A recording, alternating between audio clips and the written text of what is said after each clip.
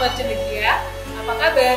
Semoga sehat-sehat selalu ya, dan harus tetap semangat, karena sebentar lagi kita akan menjelang penghujung tahun. 2020 memang berbeda, tidak banyak kegiatan yang bisa kita lakukan secara tatap muka. Pekerjaan demi pekerjaan harus kita lakukan di rumah saja. Sekolah online sudah kita lakukan selama 7 bulan lamanya. Bahkan, ibadah yang sifatnya berjamaah tidak bisa kita lakukan seleluasa biasanya. Kita tahu bahwa angka pasien positif corona terus meningkat, tapi ada satu pekerjaan yang seolah-olah tidak boleh ditunda-tunda. Meskipun sudah banyak gerakan masyarakat yang menolak dengan berbagai upaya, yaitu pelaksanaan Pilkada serentak 2020. Di Indonesia ada 9 provinsi, 224 kabupaten, dan 37 kota yang akan melaksanakan Pilkada serentak 2020. Satu di antaranya adalah kabupaten kita, Kabupaten Kuantan Singi. KPU Kabupaten Kuantan Singi sudah menetapkan 3 pasangan calon beserta nomor urutnya. Andi Putra dan Suhardiman Andi pada nomor urut 1, Mursini dan Indah Putra pada nomor urut 2, serta Halim dan Konferensi pada nomor urut 3. Saat ini, tahapan pilkada sudah memasuki masa kampanye. Sudah saatnya kita sebagai pemilih mulai mencari tahu, membedah visi dan misi, memilah dan memilih sebelum kita menentukan pilihan.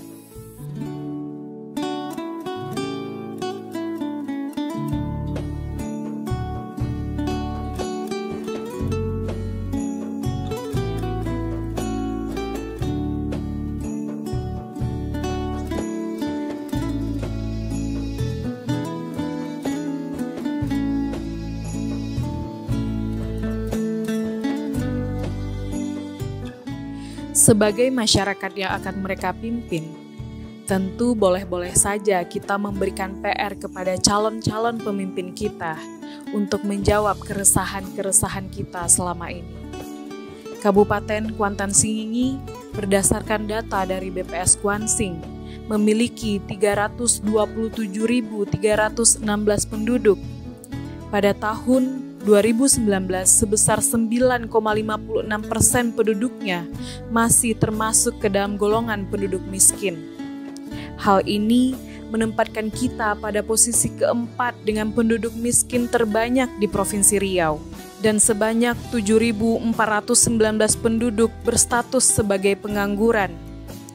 Mereka adalah penduduk yang sudah berumur 15 tahun ke atas yang merupakan angkatan kerja yang bukan termasuk anak sekolahan, mahasiswa, dan ibu rumah tangga.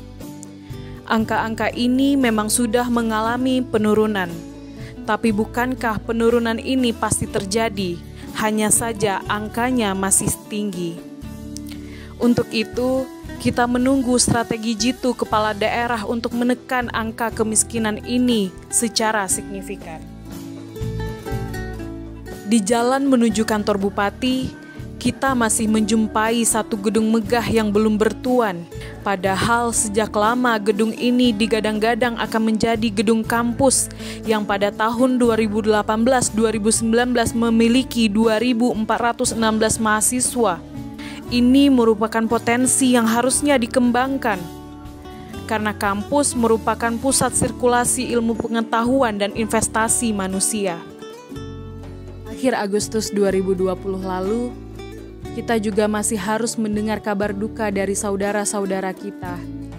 6 orang pekerja penambang emas tanpa izin di Serosa, Hulu Kuantan harus berpulang. Kejadian yang sama masih terjadi di bulan September.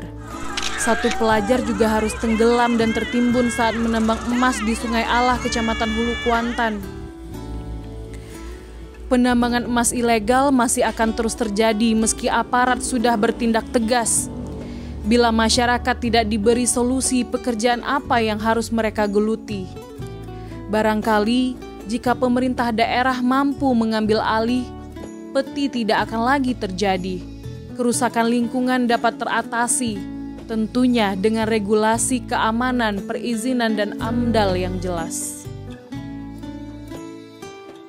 Bapak Ibu calon bupati dan calon wakil bupati, masyarakat Kabupaten Kuantan Singi yang kami sayangi, kita menyadari bahwa untuk membangun negeri ini, kita harus berkolaborasi dari segala lini.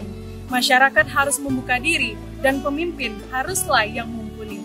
Sahabat Cendekia, jangan lupa saksikan episode-episode podcast Kori Cendekia dalam segmen Masyarakat Menentukan Pemimpin Kuansing.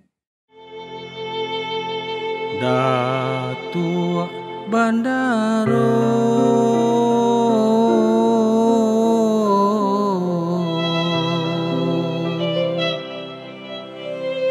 Datuk Bandaro